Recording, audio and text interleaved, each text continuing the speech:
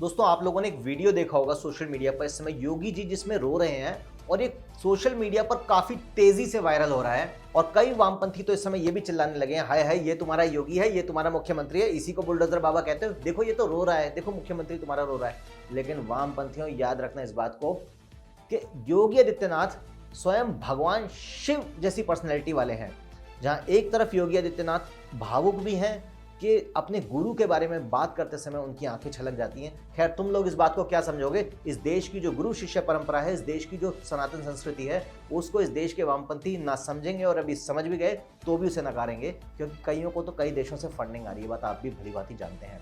तो योगी आदित्यनाथ जी का ये जो वीडियो है इस समय सोशल मीडिया पर बहुत तेजी से वायरल हो रहा है, जहां योगी आदित्यनाथ जी ने अपने 3 दिवसीय उत्तराखंड की जो यात्रा थी, अभी योगी आदित्यनाथ जी उत्तराखंड में हैं और उन्होंने अपने गुरु जी का जो गांव है उसका नाम है कांडी। जी हाँ, उत्तराखंड के कांडी गांव के योगी जी के गुरु जी थे महंत अवैधनाथ, और उन्होंने किस तरीके से योगी आदित्यनाथ जी जैसे एक साधारण व्यक्ति को, जो कि एक समय पर उत्तराखंड के अजय बिष्ट नाम के युवक थे, उनको हिंदू हृदय सम्राट योगी आदित्यनाथ में किस तरीके से बदल डाला, उसकी कहानी भी मैं आप लोगों को बताऊंगा। लेकिन मैं चाहूंगा आज आप लोग कमेंट में महंत अवैधनाथ जी की जय जरूर लिखें, क्योंकि वही वो महान गुरु थे जिन्होंने उत्तराखंड के अजय बिष्ट नाम के बालक को देश का हिंदू हृदय सम्राट महंत योगी आदित्यनाथ बना दिया, जो कि वर्तमान में उत्तर प्रदेश के दूसरी बार निर्वाचित मुख्यमंत्री हैं, जो कि उत्तर प्रदेश के इतिहास में पहली बार हुआ है कि एक मुख्यमंत्री दूसरी बार तुरंत मुख्यमंत्री बन गया हो। तो आइए बात करते हैं महंत अवैधनाथ जी के बारे में, जो कि योगी जी के गुरु थे और योगी जी के दत्तक पिता भी थे। यानी कि महंत अवैधनाथ जी ने, जब योगी जी उनके गुरुकुल में आए गोरक्षनाथ पीठ में, तब उन्होंने अपना पुत्र बना लिया और उनको दीक्षा और शिक्षा दी। उत्तराखंड के अजय बिष्ट जी को महंत योगी आदित्यनाथ और उत्तर प्रदेश का मुख्यमंत्री बनाने वाले महंत अवैधनाथ जी आज भले ही इस दुनिया में ना हो, लेकिन मैं आपको बताना चाहूंगा कि वो श्री राम जन्मभूमि आंदोलन के प्रखर नेताओं में से एक थे, और आज उन्हीं के लिए गए जो सबसे स्टार्टिंग के जो प्रयास थे, उन्हीं के कारण आज देश में राम जन्मभूमि मंदिर बन पाया है। शायद ये बात कुछ लोगों को ना पता हो। और महंत अवैधनाथ जी हिंदू महासभा से नेता थे और कई बार विधायक बने और गोरखपुर से फिर बाद में सांसद भी बने। और महंत अवैधनाथ जी पहले हिंदू महासभा के नेता थे, बाद में उन्होंने जनता पार्टी ज्वाइन करी। आप समझ सकते हैं कि कितना कठिन होता है भारत के किसी गुरुकुल में शिक्षा और दीक्षा लेना, क्योंकि उसके लिए सैकड़ों पुस्तकें पढ़नी पड़ती हैं, जिनमें से बहुत सारे कॉम्प्लेक्स सब्जेक्ट्स के ऊपर होती हैं। जैसे हम फिलॉसफी की बात करते हैं, क्वांटम फिजिक्स की बात करते हैं, बायोलॉजी की बात करते हैं। आप में से शायद कई लोगों को नहीं पता होगा कि श्रीमद् भागवतम में बायोलॉजी के भी कई सारे डिस्कशंस हैं। यहाँ पे जो लेडीज़ के अंदर जो वॉर्म होता है, उसके अंदर किस तरीके से एक बच्चा पैदा होता है और उसका जो पूरा 9 मंथ्स का जो प्रोसेस है वो उसके अंदर बताया गया। तो इस तरीके के कॉम्प्लेक्स हमारे ग्रंथ रहे हैं और बहुत ही जटिल विज्ञान हमारे ग्रंथों में बताया गया है, और तमाम ऐसी चीज़ों के ऊपर खुलासा किया गया है जिनके बारे में आज भी वैज्ञानिक रिसर्च कर रहे हैं। लेकिन योगी आदित्यनाथ जी ने अपने गुरु से ये सारी शिक्षाएं लेकर उसके बाद राजनीति के क्षेत्र में उतरे और बतौर सन्यासी उन्होंने समाज कल्याण के लिए 12वीं शताब्दी में जिस तरीके से माधवाचार्य जी ने हिंदू महासभा का निर्माण किया था, उसी तरह से योगी आदित्यनाथ जी भी संन्यास के जीवन में राजनीति के क्षेत्र में उतरे हैं, ताकि भारत को पुनः उसकी जो प्रतिष्ठा है वापस दिलाई जा सके और भारत को एक योगी ही सही मायने में सच्चा विश्वगुरु बना सकता है। अब दोस्तों आपको बताते हैं महंत अवैधनाथ जी के बारे में, जो कि योगी जी के गुरु थे और कुछ समय पहले वो ब्रह्मलीन हो गए। महंत अवैधनाथ जी का जन्म उत्तराखंड के कांडी गांव में हुआ था, जो कि योगी आदित्यनाथ जी के गांव पंचूर के काफी पास का गांव है।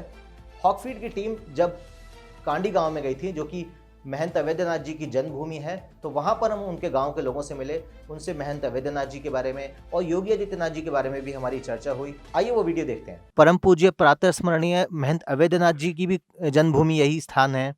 तो कांडी जो है पंचूर के साथ लगा हुआ है, कांडी के ही अवैधनाथ जी भी थे। तो थोड़ा सा गुरु जी के बारे में भी थोड़ा सा बताइए।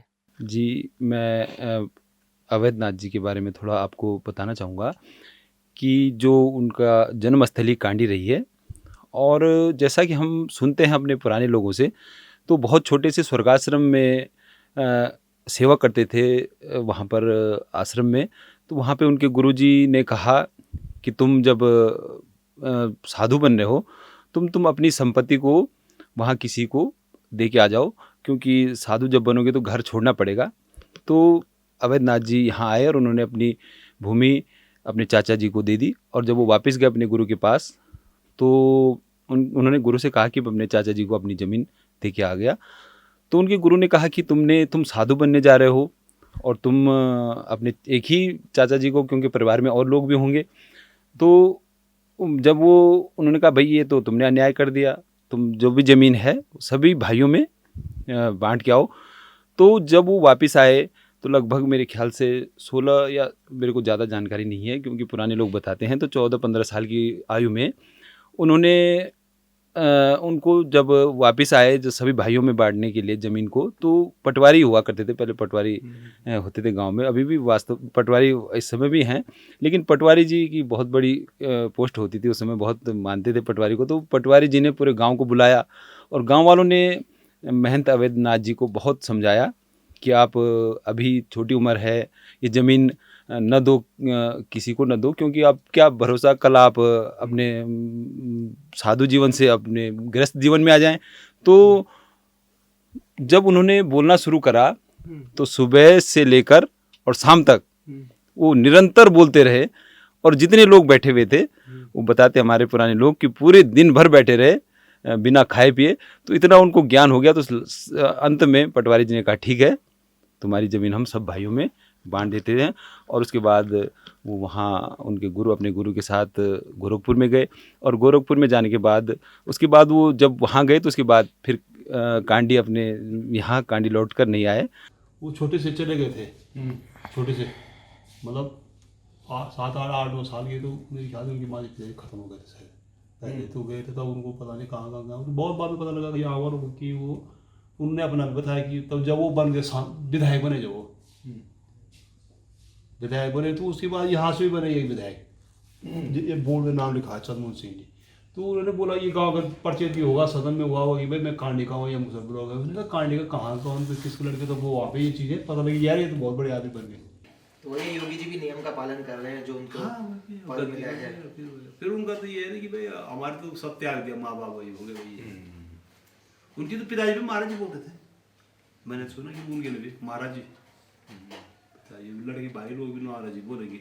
हाँ जी, योगी जी ने बहुत गुंडागिर्दी खत्म हो गई, गौ हत्या खत्म हो गई, जो भी हुए मतलब योगी जी के राज में सब लोग आम जनता आज़ाद घूम रही है। माता जी आप क्या काम करती हैं?